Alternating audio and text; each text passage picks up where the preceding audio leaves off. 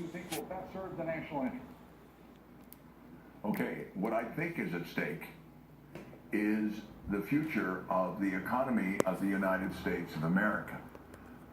We are taking in 3.1 trillion. We are spending 3.7 trillion. We are short by 600 billion a year. We are increasing the money supply by 50 billion a month, thereby degrading and destroying the paychecks of every American and reducing the living standard of every American. If we do not understand that, then we have failed to recognize the issue of our time. We cannot continue this way because, as everything else in the world we are seeing today, when things go wrong, they're going to go wrong very fast and shockingly fast, the way we lost, the way the Soviet Union dissolved, amazingly fast. That's what's going to happen to America. Which candidate do you think gives the country the best odds of meeting the challenges that you've described? Well, I think that's the right question for all of us to ask. What have we got to go on? We've got a campaign that has been destructively vicious, that has degraded the level of conversation that I think should be associated with the presidency of the United States. And I don't think that the campaigns have addressed these issues very well. National security has been reduced to... Can I give you a counter view to that?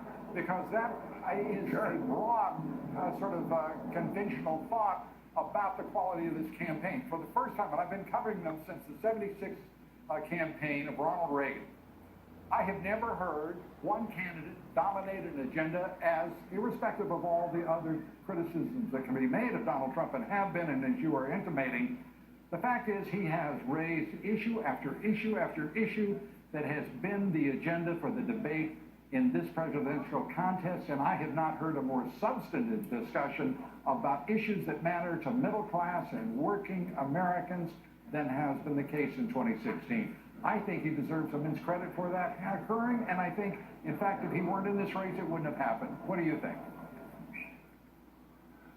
I think that between the normal warp and woof, the back and forth of the Democrats and the Republicans, that the very issue you're describing has been touched upon in sound bites and headlines with no body copy.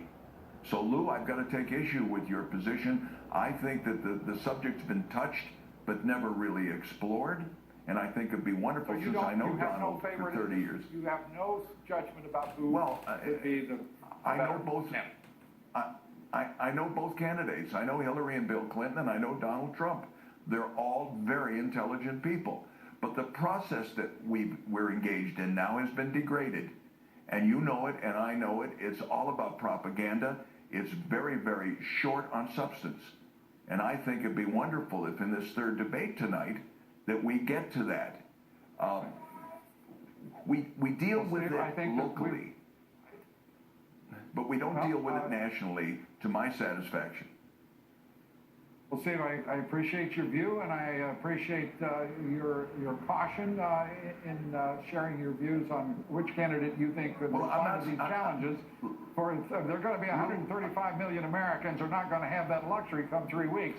We're going to make a decision, and I know that you will make yours, and I'm not so much based on your reasoning and values.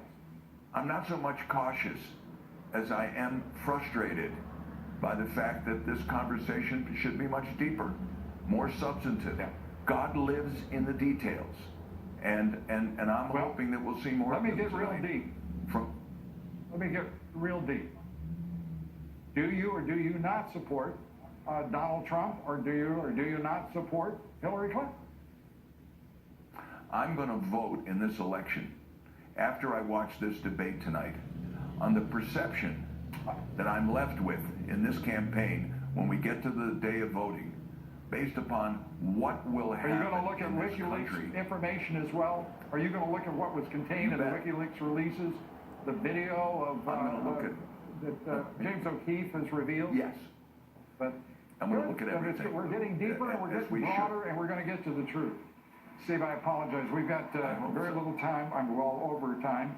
It's always good to talk with you, my friend, and I hope that you will give me a call when you do decide who it is that you want to support. We'd love to share that with our audience. Okay, I will. Thank you, Steve. Steve Wynn. On Wall Street, stocks today rose.